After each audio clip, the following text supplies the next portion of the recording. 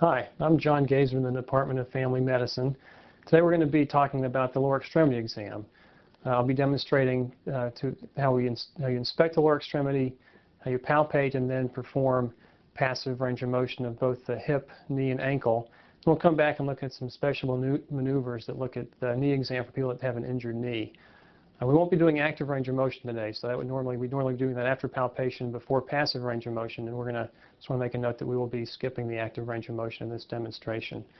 Helping me demonstrate today is Mr. Bill Garant, and thanks for coming back, Bill. We've seen Bill before here. And initially, like as with any type of musculoskeletal exam, with inspection, you're looking for things like deformity, swelling, changes in coloration, when people are walking, changes in gait. We're going to start with inspecting the hip, and Bill, I'm just going to ask you to pick up your gown so we can get a look at your iliac crests. I'm just going to locate the iliac crests here on either side of his lower abdomen, and that just gives me a sense that, that he has some symmetry here with his pelvis, and his legs are probably about the same length. If there's no obvious sort of neuromuscular disease that would cause one side to be weak and perhaps lower than the other side. Next, I'm going to take a look at his knees. We're going to be looking for any sort of deformity, and commonly with people, you may see a knock knee deformity, or what's called a genu valgus deformity, where the knees are closer together, or a genu varus deformity, or bow-legged deformity, where the knees are further apart. And Bill has fairly normal-looking knees. I'm not going to go ahead and take a look at extension of the hip while he's standing. This is a fairly easy way to do that. So, Bill, if you could just move to the table and I'll hold it up for you. If you could just sort of support yourself here so we don't lose your balance. And try to stand up straight. I'm just going to reach down and support your leg, and I'm just going to extend this back. And you would expect this to extend back about 20 or 30 degrees. Thanks, Bill. You can also do that in the prone position. And then once you go ahead and have a seat up here, and we'll go ahead and look at the rest of the hip. Okay. Yeah, if you would go ahead and lie back, please. Okay. And please let me know if anything is sore or uncomfortable as we do this. So I'm just going to go ahead and pull your gown up a little bit if that's okay. Yeah. I'm just going to palpate about the pelvis for instability, just to be sure there's no pain. So I'm just going to place both hands over the iliac crest and just rock a little bit if there's any pain or anything there. Bill, let me know. Nope. I'm just going to palpate over the greater trochanter, which is located on the lateral aspect of the thigh, and it's the large bony prominence. See if there's any tenderness there. And is that sore at all, Bill? Okay, good. Now we're going to go ahead and look at the range of motion of the hip. We're first going to look at flexion. I'm going to flex your hip up and then bend your knee, and we're going to try to flex this as far up in the abdomen as you can. And you should normally get about 130 degrees of flexion here at the hip. And have you straighten your leg out, and then pick your leg up with the knee extended, and then you should normally get about close to 90 degrees of flexion here. And Bill's got good loose hamstrings, so he's pretty limber. Now we're going to go ahead and check for internal and external rotation. So I'm going to bend your hip and bend your knee to about 90 degrees. I'm going to internally rotate the leg, and sort of paradoxically, when you internally rotate the leg, the foot goes to the outside. When I externally rotate the hip, now the foot's going to go to the inside. Okay, any soreness or pain there? Okay, good. I'm going to abduct or abduct the leg at the hip. So I'm going to pull the hip away from the midline. Okay. I'm going to adduct the hip and pull it towards across his body until the pelvis starts to come up off the table, and he's just starting to rotate now, so we'll stop there. Okay. And we're going to go ahead and first just inspect the knee, looking at the patella, at the bony landmarks, both at the normal concavities on either side of the patella and below the knee. Then we go ahead and check the range of motion of the knee, first by just extending the knee, and most people can get their knees to close to 160 degrees here. And then extend the knee, and most people can at least get their knees to neutral position 0, and many people have a little bit of hyperextension. Up to 15 degrees is normal, and Bill just has a little bit of hyperextension at his knee here. Okay. Next, we're going to move down to the ankle. And we're going to just, again, inspect the ankle for any obvious deformity, swelling, redness, bruising. And then we're going to palpate the ankle. We're going to palpate the Achilles tendon, the medial malleolus, and the lateral malleolus, and the midfoot for any tenderness or pain. Any of that bothering you, Bill? No. Okay, good. So we're just going to assess the range of motion at the ankle. So I'm going to support his leg, and I'm first going to check flexion at the ankle by grasping his midfoot and pointing his foot towards his head to dorsiflex his ankle. I'm going to point it away from his head to plantar flex his ankle.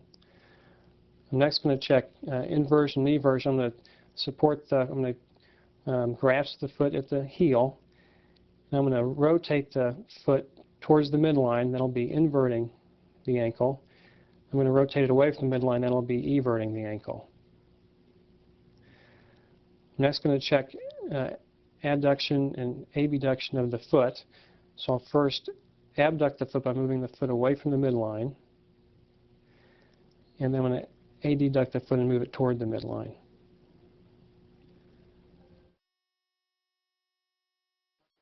I'm going to come back and look at the knee now to say if Mr. Grant was presenting with a painful knee, and we sort of take a look at the knee a little more closely.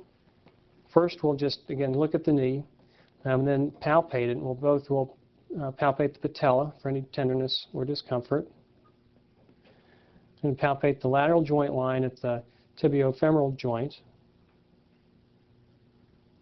I'm looking for any pain or bony abnormality. Then also on the medial aspect of that joint. I want to palpate the tibial tuberosity, and then the popliteal space behind the knee. And there aren't any abnormalities there. Now, some people with an injury might have an effusion in the knee, and I'm going to do a couple of tests now to assess to see if there was any fluid in Bill's knee. I'm going to put one hand over the suprapatellar pouch, and because the knee joint space actually extends up above the patella into the distal leg, and that's called the suprapatellar pouch. And this test is called ballottement. I'm just going to tap on his kneecap or his patella to see if I can drive it back into his femoral condyles. And really, there's really not much give there. And when I let go, if there were an effusion, you'd feel a little bit of a bounce coming back, and there's not, so he doesn't really have any effusion. The other test for effusion is called the bulge sign. And the way you do that is you stroke the medial aspect of the knee between the patella and the femoral condyle, and you try to push the fluid up into the suprapatellar pouch. So I'm just going to firmly push a few times to try to milk any fluid that might be present from the medial aspect of the knee up into the suprapatellar pouch. And I'm just going to take my other hand and push on the lateral aspect of the knee between the patella and the femoral condyle or the epicondyle, and just see if there's a bulge on the other side, on the medial aspect of the knee. And there's not. So he doesn't have any fluid in his knee. The next thing I'm going to do is test for any instability of either the lateral collateral ligament or the medial collateral ligament. And the way you do this is you want to put different stresses on the knee, and we'll start with the lateral collateral ligament. I'll just have you bend your knee about 30 degrees, and so then with any exam, you want the patient to be as relaxed as possible. But this is probably particularly important if people have a painful, if they've injured their knee. You want to take time and be slow and try to get them to relax, and you want to support their leg and let them know before you do anything, so they're not going to try to guard against you. And what I'm first going to do is to apply a varus stress to the knee by pushing laterally with my hand here, at the same time pulling the foot towards me to see if I can open up his lateral joint line. And anything sore or tender there? No. Okay. Good. I'm next going to test the medial collateral ligament by applying a valgus stress. I'm going to push medially here while I push. I'm going to push medially at the knee while I push laterally on his lower leg, again to see if I can open up his medial joint line. Anything sore or tender there? Good. Should be looking for pain or any sort of laxity in the joint, and it's always important to compare the injured joint to the normal joint, and you should typically start the exam with a uninjured joint so you have a sense about what the normal range of motion and the abnormalities about the normal joint before you move to the injured joint. I'm now going to go ahead and do some tests that assess for injuries to the cruciate ligaments. The first test is called the Lockman test, and to do that you need to support the patient's thigh, and so for people that have small hands, or if it's a particularly large person who has a large thigh, this might be difficult. You want to partly encircle the thigh with your hand just above the knee to support it, and bend it to about 20 to 30 degrees. Then you want to grasp around the lower leg, around the tibia. You want to try to pull the tibia anteriorly to see if there's any laxity in the knee joint. And there will typically be a little bit of motion there, but there should be a good firm end point. And he has a normal exam here. And again, you'd want to compare that to the other side. The other test, which might be easier for some folks, particularly if they have a very large leg, it's called the anterior and posterior drawer test. And you can bend the leg to 45 to 90 degrees. And then most folks actually just kind of sit stabilize the foot by sitting on it. I'm just going to sit right here. Let me know if anything's painful. And you grab both hands around the leg, around the tibia, and you want to pull anteriorly, checking the anterior cruciate ligament, and also push posteriorly to check the posterior cruciate ligament. Again, you're looking for any pain or laxity of motion here, and this is a normal exam. And again, to compare the other side is important.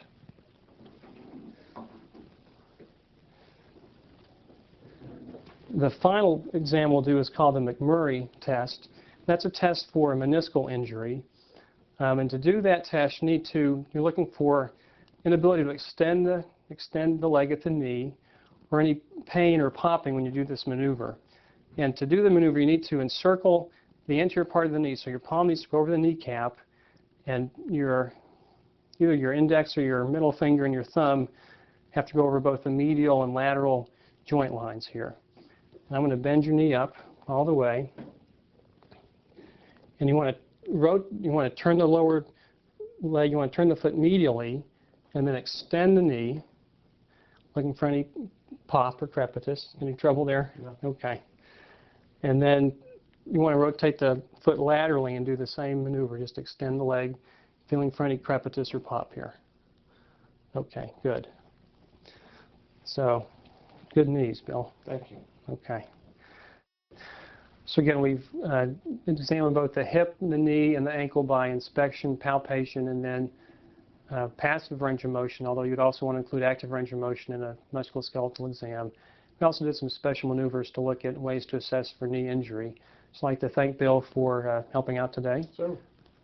Thank you.